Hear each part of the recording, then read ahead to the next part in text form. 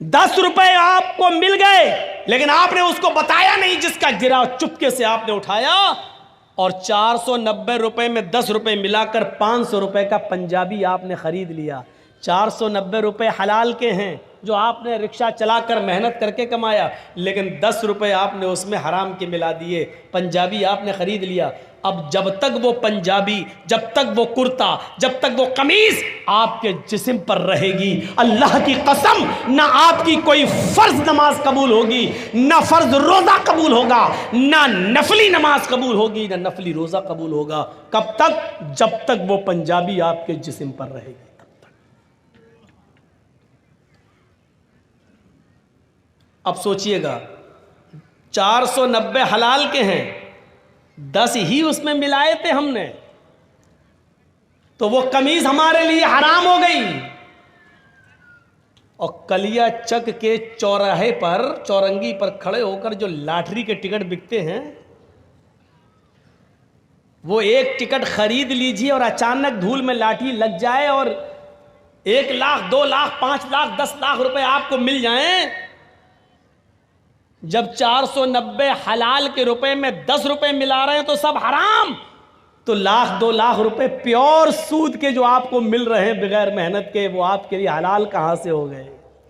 ये हमारे अंदर ये चीजें आ कहां से गई?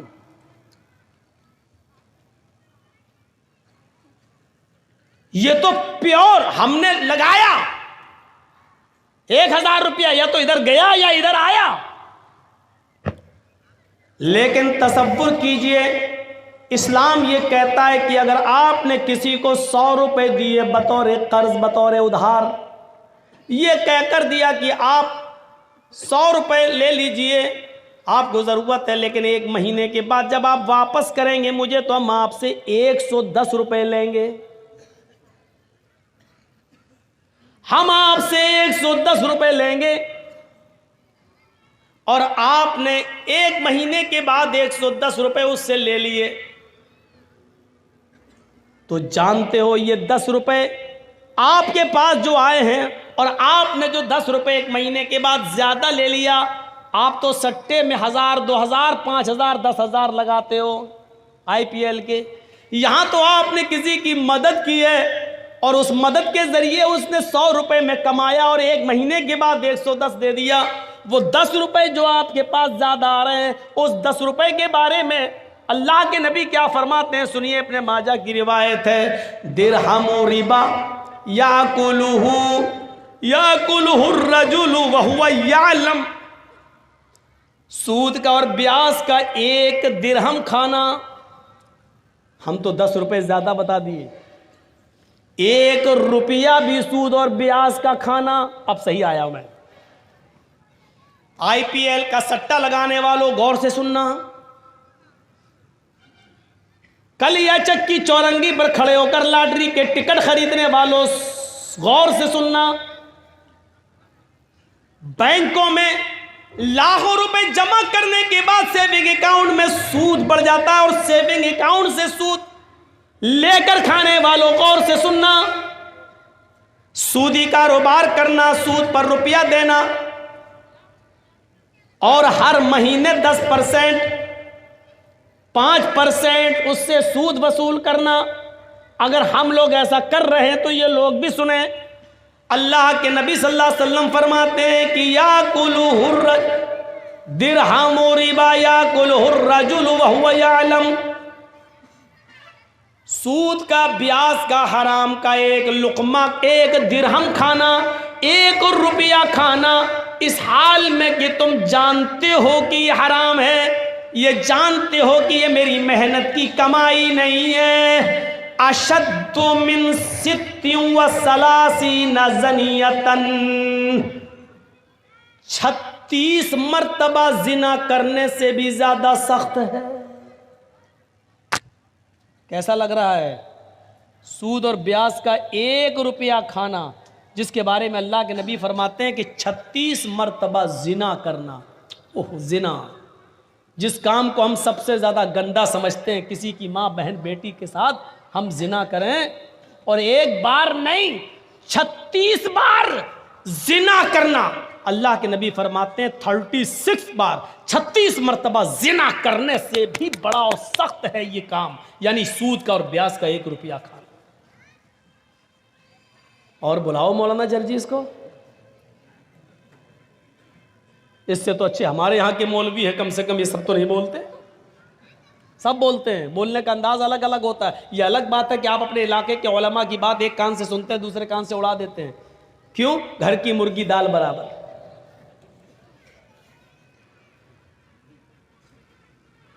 सित्ती व सलासीना ज़नियतन 36 बार रूह कांप जाएगी। रूह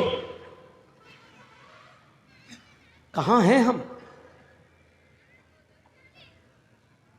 एक हदीस के अंदर तो यहां तक अल्लाह के नबी सल्लल्लाहु अलैहि वसल्लम ने फरमाया,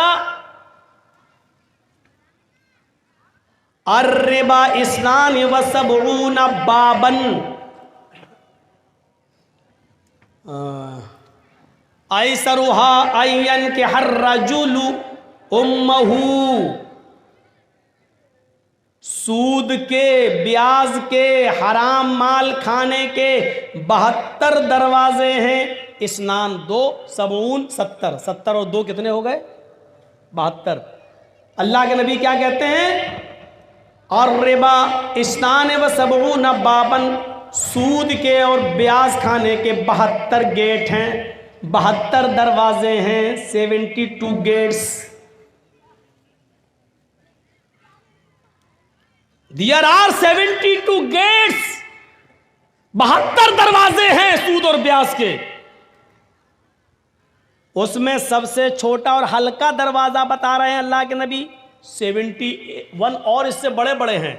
लेकिन सबसे हल्का दरवाजा क्या है? सबसे हल्का गेट क्या है? सबसे करीब का दरवाजा क्या है?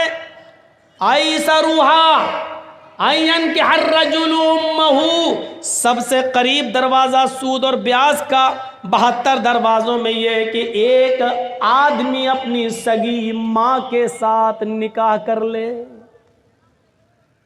सगी मां के साथ निकाह हो जाएगा?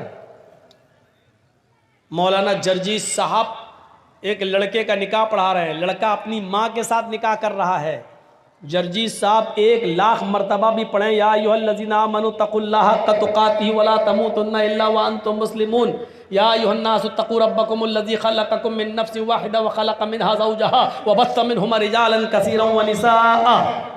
1,00,000 मरतबा भी कुरान की आयतें पढ़ जाएं, लेकिन इसके बावजूद वो निकाह नहीं होगा, क्योंकि मां लड़के पर हलाल नहीं हो सकती है। अब वो सोच रहा है कि मेरा निकाह हो गया, और रात में वो अपनी मां के साथ हम बिस्तरी करता है, मिलता है, ये सोच करके मेरा तो निकाह हुआ है मां के साथ। तो क्या निकाह और निकाह के कलमात पढ़ने के बावजूद, ये कुरान की आयतें पढ़ने के बावजूद, क्या उसकी मां उसके लिए जायज़ हो जाएगी? नहीं। अगर वो हम बिस्तरी करता है तो ये जिना ही माना जाएगा और हरामकारी मानी जाएगी। तो अल्लाह के नबी कहते हैं कि 1,00,000 बार कुरान पढ़कर निकाह पढ़ा देने के बावजूद मां हराम ही रहेगी। आई सरुहा आयन के हर रजुल उम्महू, कि मां के साथ कोई आदमी निकाह करे लेकिन वो निकाह के बावजूद भी हरामकारी करता है। इसी तरीके से सूद और ब्याज के माल पर चाहे कितनी दुआएं पढ़ के खाओ, बिस्मिल्लाह, तो बिस्मिल्लाह कहने से हलाल नहीं हो जाएगा। सूद और ब्याज बिल्कुल सूअर के गोश्त की तरह होता है।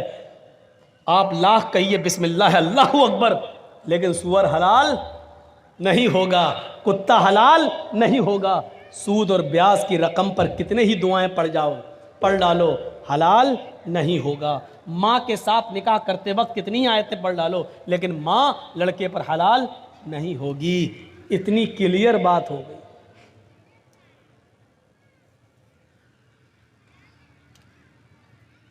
याद करिएगा, या अय्युहल्लज़ीना आमनू तक़ुल्लाह वज़रू मा बक़िया मिनर रिबा। आए ईमानो वालो, जो तुमने माल दिया है असल लागत पर और जो बढ़ गया है उस बढ़े हुए माल को छोड़ दो। वज़रू मा बक़िया मिनर रिबा, अल्लाह से डरो और बढ़ा हुआ माल हर हाल में छोड़ दो। हर हाल में छोड़ दो उसको, किसी भी कीमत पर मत लो। ये कुरान कह रहा है, उसको किसी भी कीमत पर मत लो। फ़इल्लम तफ़अलू फ़अज़नू बिहर्बिम मिनल्लाहि व रसूलिही, अगर तुम बड़े हुए माल को लेने से नहीं रुकते हो, अगर तुम जायद माल उससे नहीं बचते हो, सूद और ब्याज खाना नहीं छोड़ते हो, फ़अज़नू बिहर्बिम मिनल्लाहि व रसूलिही, तो अल्लाह और उसके रसूल से जंग लड़ने के लिए तैयार हो जाओ, अल्लाह और उसके रसूल से युद्ध लड़ने के लिए तैयार हो जाओ। दुनिया में किसने अपनी माँ का इतना दूध पिया है जो अल्लाह से लड़ सके और उसके रसूल से लड़ सके? दुनिया में ऐसा कौन सा माँ का बेटा है जिसने अपनी माँ का इतना दूध पिया है कि वो अल्लाह रब्बुल आलमीन से जंग कर सके और जीत जाए, अल्लाह रब्बुल आलमीन का मुकाबला कर ले? मेरे प्यारे साथियों, तसव्वुर करो, फ़अज़नू बिहर्बिम मिनल्लाहि व रसूलिही, ये अल्लाह फरमा रहा है, कुरान की आयत है कि सूद खाने वालों, जायद माल खाने से बच जाओ, उसको छोड़ दो, किसी भी कीमत पर उसको अपने ऊपर इस्तेमाल मत करो। वो जो पड़ा हुआ सूद है वो आप ना अपने ऊपर इस्तेमाल कर सकते हैं, ना अपने बीवी बच्चों पर इस्तेमाल कर सकते हैं। अरे उस बड़े हुए सूद को मस्जिद के चंदे में देने में भी इस्तेमाल नहीं कर सकते हो।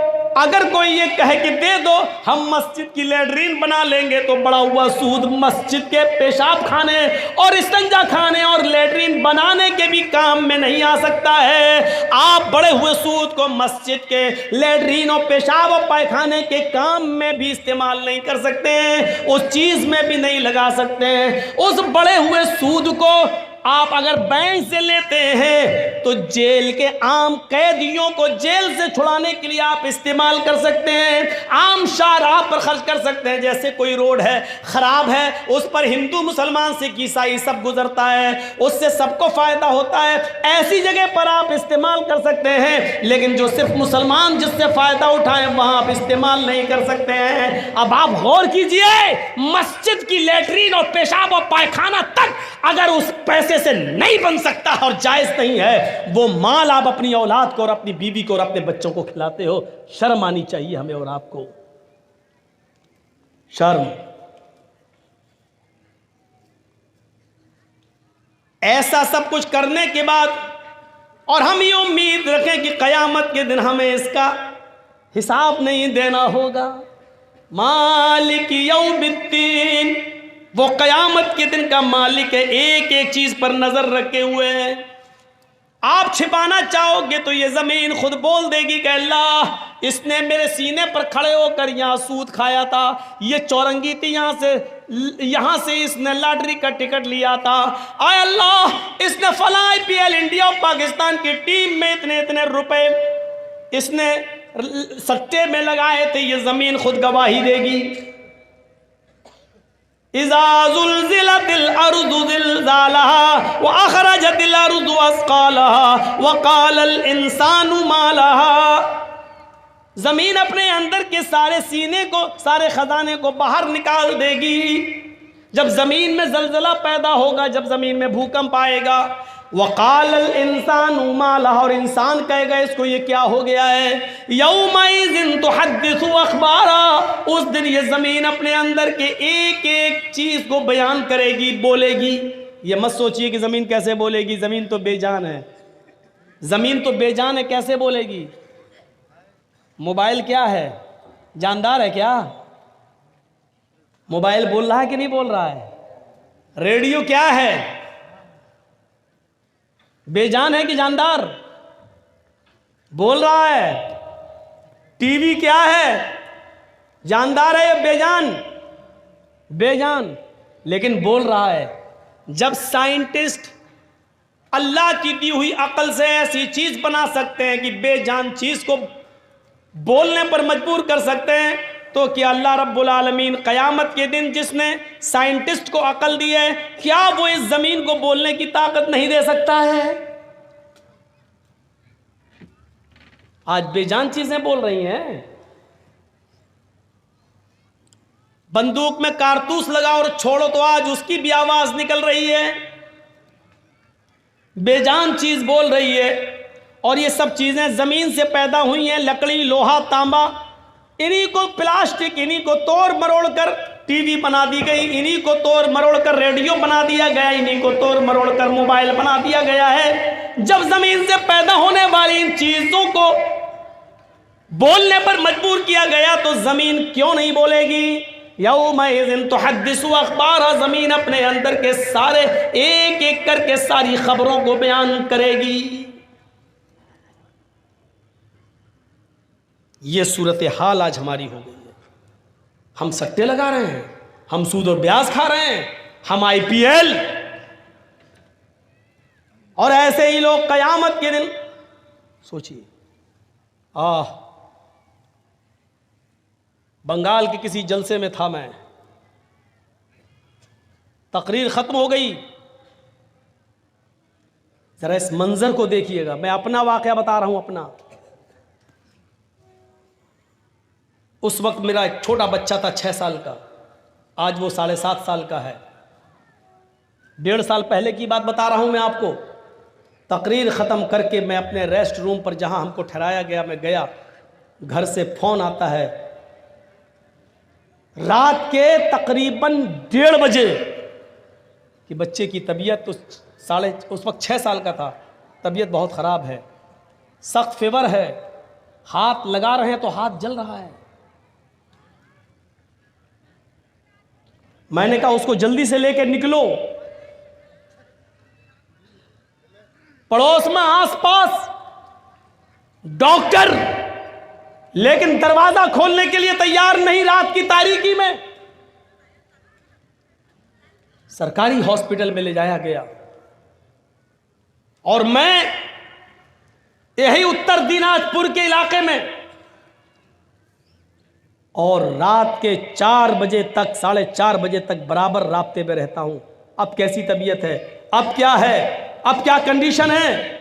और जब पता चला और बच्चे से बात की और उसने कहा अब्बू ठीक है, आराम है, और जब घर से पता चला कि हाँ रिलैक्स, आराम मिल गया है, उस वक्त तक मेरे भाइयों रात की नींद उड़ गई। कोई चीज खाने और पीने का दिल नहीं। ये कंडीशन, कभी आपको भी इस कंडीशन से गुजरना पड़ता होगा।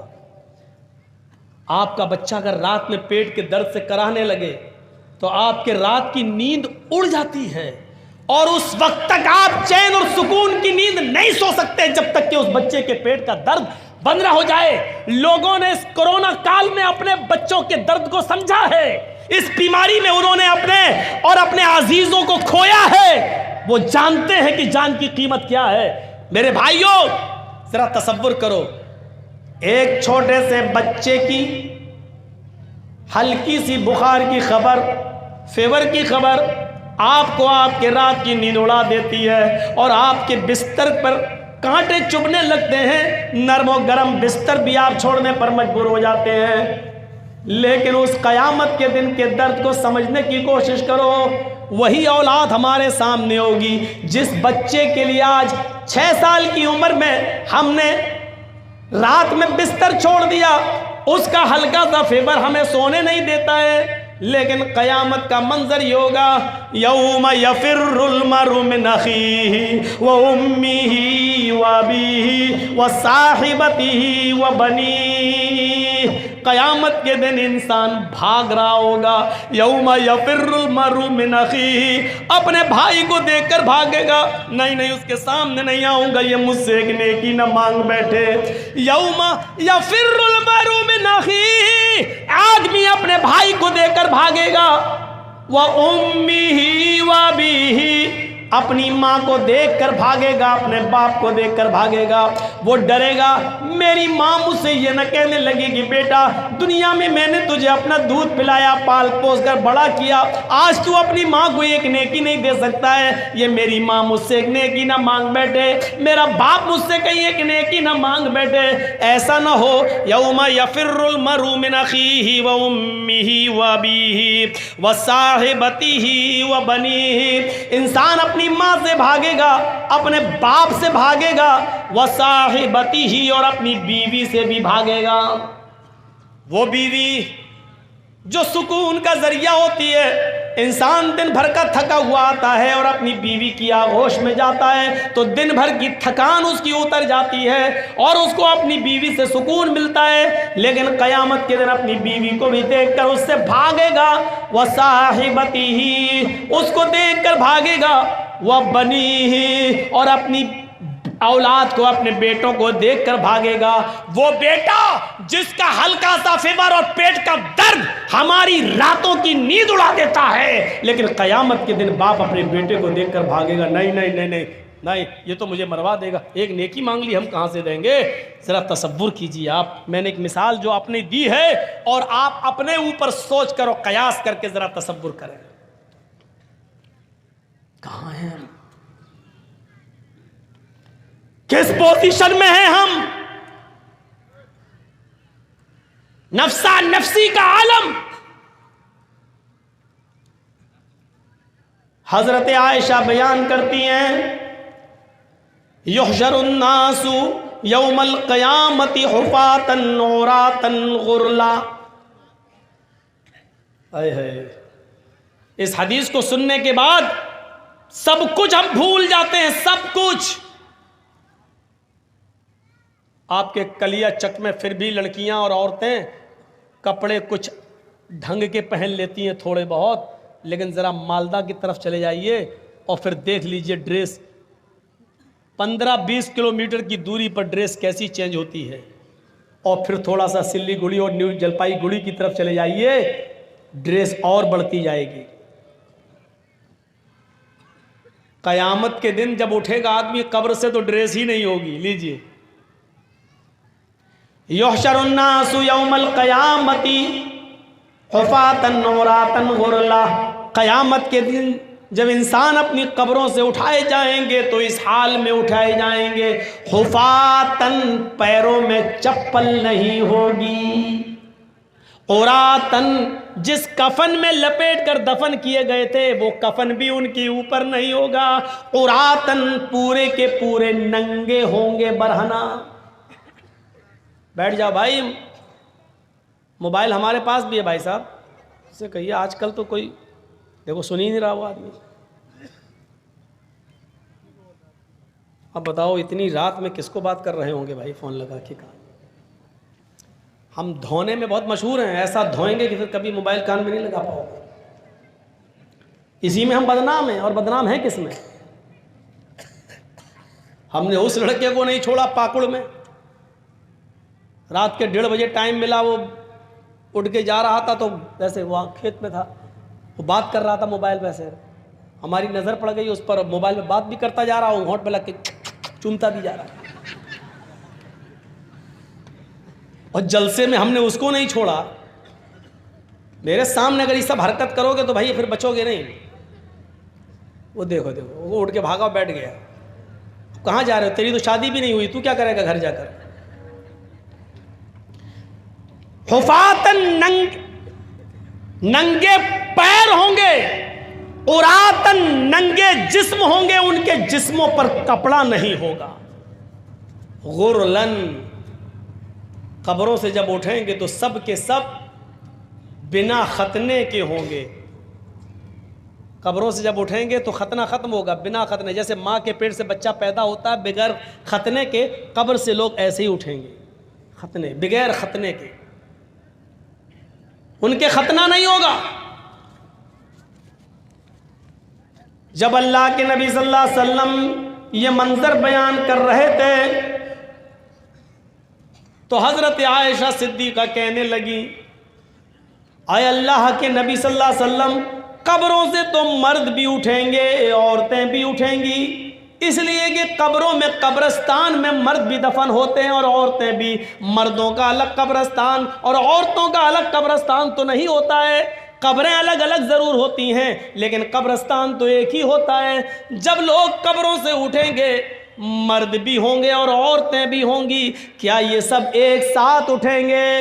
अन्निसा अर्रिजालु वन्निसाउ जमीअन, ऐ अल्लाह के नबी, क्या मर्द और औरतें एक साथ कब्र से उठेंगी? अल्लाह के नबी फरमाते हैं, हाँ आए आयशा, अर्रिजालु वन्निसाउ जमीअन, मर्द भी और औरतें भी दोनों एक साथ उठेंगी, दोनों एक साथ आएंगी, दोनों को एक साथ लाया उठाया जाएगा। हजरत आयशा फरमाती हैं यंजुरु बाज़ुहुम इला बाज़, आय अल्लाह के नबी, क्या मर्द औरतों को भी देखेंगे और औरतें मर्दों को देखेंगी? क्या जब कब्रों से लोग उठेंगे, मर्द भी और औरतें भी, क्या वो दोनों एक दूसरे को देखेंगे? यंजुरु बाज़ुहुम इला बाज़, क्या मर्द औरतों को और औरतें मर्दों को देखेंगी? अल्लाह के नबी फरमाते हैं हाँ आय आयशा, यंजुरु बाज़ुहुम इला बाज़, हाँ मर्द औरतों को और औरतें मर्दों को देख रही होंगी। हजरत आयशा फरमाती हैं आय अल्लाह के नबी, तब तो औरतें मारे शर्म के मर जाएंगी, तब तो औरतें, बहुत स्लो स्पीड में बोल रहा हूं ताकि आपको मैं आपके दिमाग तक घुसा सकूं अपनी बात को, तब तो औरतें मारे शर्म के मर जाएंगी जब मर्द उनकी तरफ नजरें उठाकर देखेंगे। आज तो लड़कियां अच्छे कपड़े पहन कर निकले और कोई लड़का उनको ना देखे तो मर जाती है, हट, इसका मतलब हमारे कपड़े खराब है, हमको देखता ही नहीं है कोई। हजरत आयशा कह रही हैं तब तो औरतें मारे शर्म के मर जाएंगी जब मर्द उनकी तरफ नजरें उठा के देखेंगे। अल्लाह के नबी फरमाते हैं अल अम्रु अशद्दु मिन अयहुम्महुम, आय आयशा, कोई मर्द किसी औरत पर और कोई औरत किसी मर्द पर शहवत की नजर डाल ही नहीं सकता, सेक्स की नजर नहीं डालेगा, इसलिए कि हर इंसान को अपनी फिक्र होगी, हर आदमी को अपनी अपनी पड़ी होगी। सूरज 1 मील के फासले पर पसीने में इंसान डूबा होगा, कोई टखने के बराबर, कोई पिंडली के बराबर, कोई घुटने के बराबर, कोई रान के बराबर, कोई कमर के बराबर, कोई सीने के बराबर, और कोई उसी में डुबकियां मार रहा होगा। ऐसे हालत में कौन देखेगा किसकी तरफ? बुरी नजर से कौन देखेगा?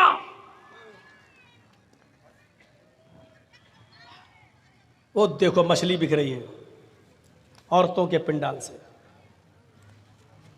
नहीं मान सकती हैं औरतें, इतना नजदीक आप इनका इंतजाम कर देते हैं बेचारी का, 1 साल के बाद तो इनको सुनने का मिलता है। आज तो मौका मिला इनको सैंडल और चप्पल दिखाने का, साड़ी दिखाने का, और ये बेचारी जलसा सुनेंगी। और फिर दूसरा उर्दू वाला मौलाना, सुनिए तुम्हारे मतलब की बात कर रहा हूं। इंसान को किसी अहम चीज से जोड़ दो, इख्तिलाफ खत्म हो जाएगा, या इंसान को किसी खतरनाक चीज से बाखबर कर दो, इख्तिलाफ खत्म हो जाएगा। आज हम मरे मिटे जा रहे हैं एक दूसरे की जान लेने पर। यह एक रूल बता रहा हूं मैं आपको। मसलन किसी सड़क पर कुछ लोग गुत्थम गुत्था कर रहे हैं, लड़ रहे हैं, मारा पीटी, चप्पल अप्पल उठा रहे हैं, और अचानक उनके पास कोई आदमी चला जाए और कहने लगे कि साहब ये मेरे पास 100 गोलियां हैं, 100 कंचे, कंचे समझते हैं ना, 100 गोलियां हैं, 100 कंचे हैं, इसमें एक कंचा, एक गोली रेड कलर की है, लाल कलर रेड कलर की है, मैं इन 100 गोलियों को हवा में उछाल कर फेंक रहा हूं, लेकिन लाल रंग की गोली पर 1 लाख रुपया मैंने इनाम रखा है। यानी जिसको लाल रंग की गोली मिलेगी वो 1 लाख रुपए का हकदार होगा, उसको मैं 1 लाख रुपए दूंगा। और ये कहकर आप उस गोलियों को आप उछाल दीजिए हवा में, और जैसे ही आप उछालेंगे, यहां जो झगड़ा कर रहे थे, गुत्थम गुत्ता हो रही थी, मारधाड़ हो रही थी, वो सब मारधाड़ भूल जाएंगे, ये भी भूल जाएंगे कि किस बात पे हो रही थी। सब एकदम उस गोली, और सबकी नजर उस लाल रंग की गोली पर होगी, जबकि गोलियां और भी हैं वहां पर, लेकिन दूसरे रंग की गोलियों को कोई नहीं उठाएगा, सिर्फ लाल रंग की गोली पर टूट पड़ेंगे। क्योंकि मकसद क्या है? इस पर इनाम है, इस गोली को उठाएंगे तो 1 लाख रुपया मिलेगा। दुनिया में बहुत से जंजालों में हम फंसे हुए हैं, हमारी नजर अगर जन्नत पर लग जाए कि हमें ये काम करेंगे तो जन्नत मिलेगी। अगर उसको जन्नत से जोड़ दिया जाए, जन्नत की नियामतों से, तो इंसान दुनिया में सारी बातें भूलकर, सारे झगड़े खत्म करके उस जन्नत को पाने की फिक्र करने लगेगा। जैसे एक गोली को पाने के लिए वो सारी गोलियां छोड़ देगा, उसी तरीके से जन्नत को पाने के लिए इंसान दुनिया की सारी मोहब्बत को कुर्बान कर देगा, लेकिन जन्नत को पाएगा। मेरे भाइयों, लेकिन उस जन्नत का नक्शा अच्छी तरीके से बताने वाला कोई हो, समझाने वाला कोई हो, माइंड में उतारने वाला कोई हो। आज क्या वजह है कि 100 गोलियां फेंकी जाती हैं और लाल रंग की गोली पर हमारी नजर होती है और गोलियां हम नहीं उठाते हैं? क्यों? क्योंकि लाल गोली पर 1 लाख रुपए का इनाम है। हर आदमी चाहता कि हमें इनाम मिल जाए। फिर क्या बात है कि नमाज पढ़ने पर जन्नत मिल रही है, रोजा रखने पर जन्नत मिल रही है, सूद और ब्याज और लॉटरी को छोड़ना, हराम कमाई को तर्क कर देने पर जन्नत मिल रही है। फिर क्या बात है कि हम उसको लेने के लिए दुनियावी चीजों को छोड़ नहीं पा रहे हैं और जन्नत को हासिल नहीं कर पा रहे हैं? मेरे प्यारे साथियों, वजह क्या है? वजह क्या है? अभी ये लोग गुत्थम गुत्था कर रहे हैं। अब दूसरी मिसाल से समझने की कोशिश करो। अभी लोग लड़ रहे हैं, गुत्थम गुत्था कर रहे हैं, एक दूसरे को मारना चाह रहे हैं।